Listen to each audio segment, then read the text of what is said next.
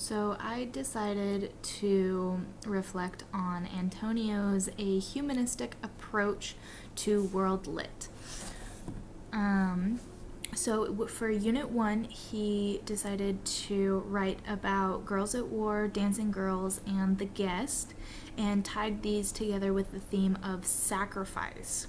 And I found this really interesting, particularly with Girls at War and The Guest,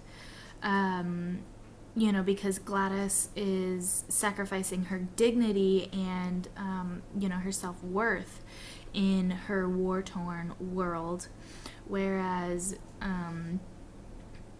Daru in The Guest must choose between sacrificing his principles, and in Dancing Girls, Anne leaves her own family to follow her dream.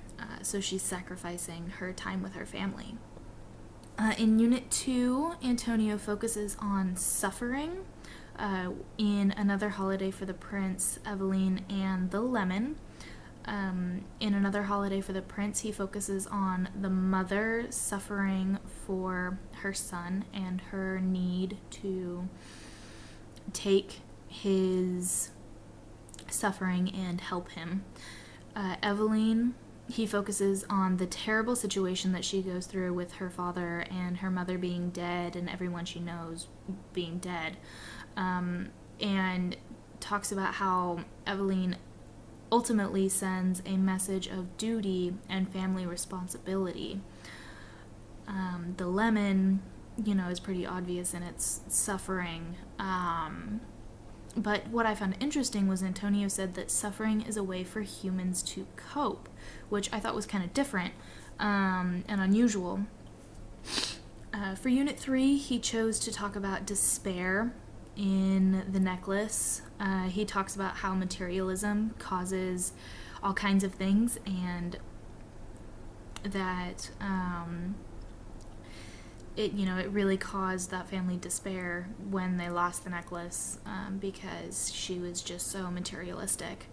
He also talks about And We Sold the Rain, which shows economic and social despair, just from, the country being underdeveloped and not really able to provide for its citizens. It also shines a light on realities of underdeveloped countries, which I thought was interesting.